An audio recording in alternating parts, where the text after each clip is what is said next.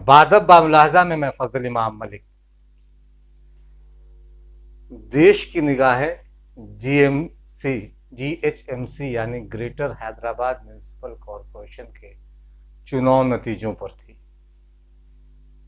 उमूमन नगर निगम का चुनाव गली मोहल्ले का चुनाव भी कहा जाता है, बहुत स्थानीय निकायों का चुनाव होता है, लेकिन भारतीय जनता पार्टी ने इसे राष्ट्रीय स्तर का बना दिया। लेकिन नतीजे जिस तरह से आए उससे उनकी फजीहत हुई। देश के गृह मंत्री से लेकर पूरा एक कुंभा भारतीय जनता पार्टी का, जिसमें राष्ट्रीय अध्यक्ष भी, कई मंत्री, कई सांसद, पूरे हैदराबाद में एक अलग माहौल बनाने की कोशिश, कई पूर्व मुख्यमंत्री, कई मुख्यमंत्री। तो जाहिर इस चुनाव को भारतीय जनता पार्टी ने अपनी प्रतिष्ठा, अपनी नाक का सवाल बना लिया था। और ये नाक का सवाल जो था, ये लड़ाई ध्रुवीकरण की कोशिश भी थी।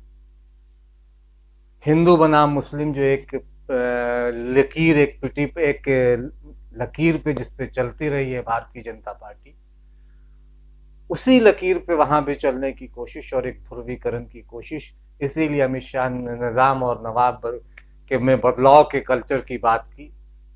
लेकिन भारतीय जनता पार्टी की सारी कोशिशें नाकाम हो गई।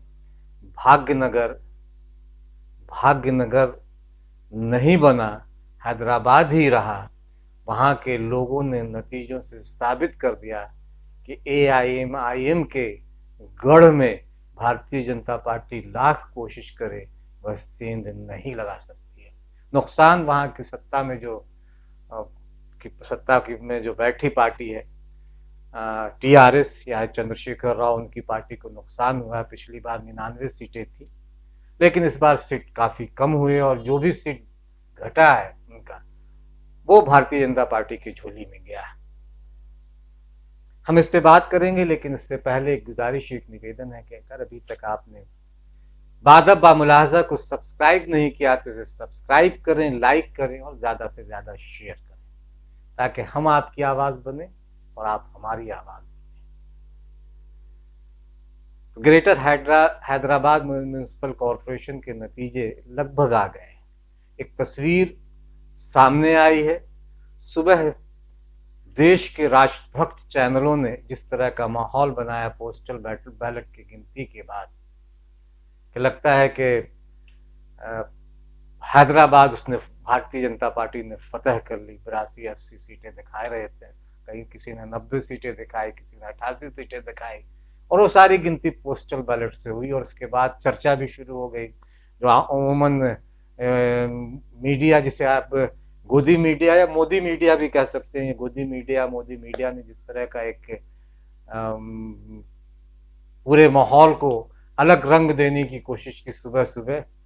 लेकिन जैसे जैसे दिन ढलता गया, भारतीय जनता पार्टी उतार पे आती गई, चैनलों का पानी भी उतरता गया, और सोशल मीडिया पर एक चुटकुला बहुत तेजी से उसके बाद वायरल होने लगा कि सुबह चाय की चुस्कियां थी, लेकिन दोपहर खाने के वक्त हैदराबादी बिरयानी का जायका लीजिए।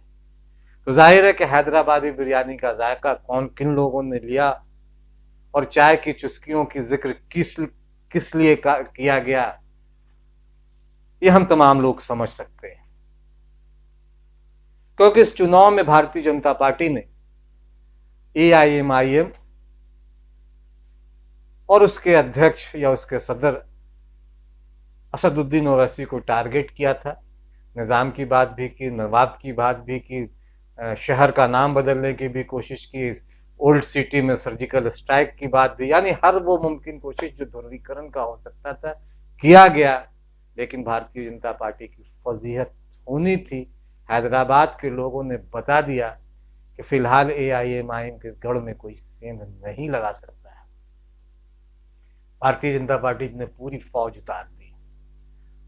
ठीक उसी तरह जिस तरह से 2017 के यूपी चुनाव में बनारस में प्रधानमंत्री नरेंद्र मोदी ने कई दिनों तक रोड शो किया था, उसी तरह से हैदराबाद में गृह मंत्री, उत्तर प्रदेश के मुख्यमंत्री योगी आदित्यनाथ अमित शाह, जेपी नड्डा और पता नहीं न जाने कितने मंत्री संतरी, पूर्व मुख्यमंत्री, सारा लौ लश्कर असदुद्दीन ओवैसी और एआईएमआईएम को हराने में, उन उनके गढ़ में सेंध लगाने के लिए अपनी ने पूरी ताकत झोंक दी थी। लेकिन नतीजों ने बताया कि ओवैसी और उनका जादू अभी सर चढ़ के बोल रहा है हैदराबाद के लोगों पर। और जो नतीजे आ रहे हैं, इस पिछली बार 60 सीटों पे चुनाव लड़ा था एआईएमआईएम ने और 44 सीटें जीती थी। इस बार 51 सीटों पे चुनाव लड़ा और कमोबेश लगभग जितनी सीटें पिछली बार जीती थी वो बरकरार रखी, और हो सकता है कि उसमें एक आध कम हो या 2-4 ज्यादा हो, ये भी हो सकता है, क्योंकि अंतिम नतीजे अभी नहीं आए। नुकसान जो भी हुआ है वो टीआरएस का हुआ है। भारतीय जनता पार्टी 30-40 जितनी सीटें भी जीते वो उसने टीआरएस को नुकसान ज्यादा पहुंचाया है। कांग्रेस की सीटें भी एक बढ़ी हैं, लेकिन कांग्रेस जिस मुस्तैदी के साथ वहां लड़ना चाहिए वो लड़ी जरूर, लेकिन इस चुनाव ने यह साबित कर दिया कि कांग्रेस दरअसल वोट कटवा पार्टी ही बनकर रह गई है। कल तक बिहार के चुनाव के बाद एआईएमआईएम को वोट कटवा कहने वाले कांग्रेस अब अपने गरेबान में झांक के देखी कि दरअसल वोट कटवा कौन है। कम्युनिस्टों ने भी लड़ा चुनाव, टीडीपी ने भी लड़ा, लेकिन सारे धाराशायी हो गए और 3 ध्रुवीय मुकाबले में टीआरएस पहले नंबर पे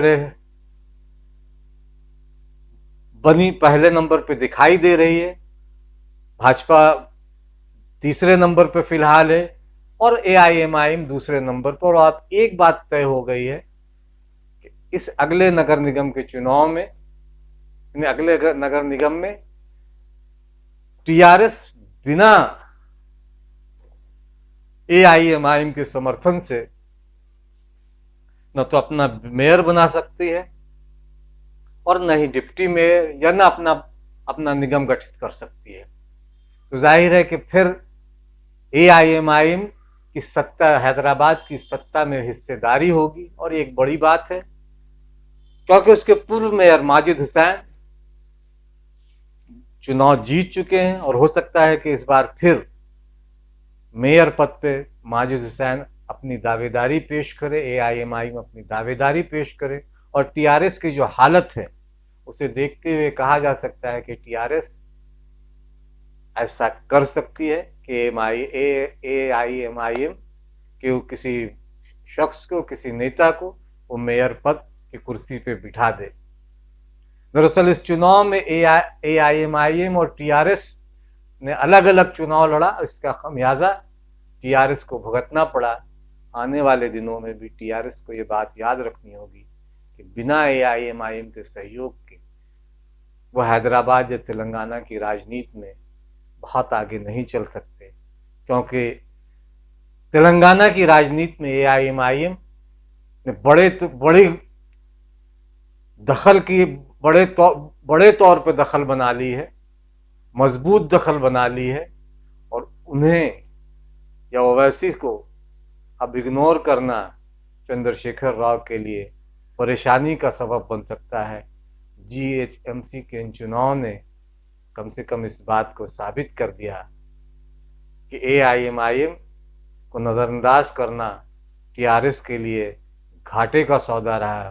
भाजपा को रोकना है अगर, तो टीआरएस को ओवैसी का हाथ थामना ही पड़ेगा, उन्हें साथ लेकर चलना ही पड़ेगा, क्योंकि पिछले उपचुनाव में टीआरएस और एआईएमआईएम के बीच थोड़े मतभेद उभरे थे। उपचुनाव में उम्मीदवारी को लेकर नगर निगम के चुनाव ने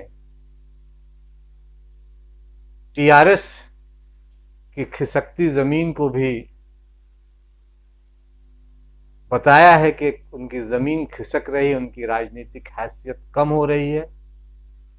भारतीय जनता पार्टी की घुसपैठ तो हुई है, लेकिन बल्ले बल्ले करने वाली स्थिति नहीं है। बल्ले बल्ले करने वाली स्थिति तो एआईएमआईएम की है, क्योंकि भारतीय जनता पार्टी के निशाने पर एआईएमआईएम और असदुद्दीन ओवैसी थे। और वहाँ की जनता ने, वहाँ के अवाम ने ये साबित कर दिया है कि फिलहाल हैदराबाद में AIMIM तो कोई मात नहीं दे सकता, चाहे वो देश के गृह मंत्री हो या उत्तर प्रदेश का मुख्यमंत्री।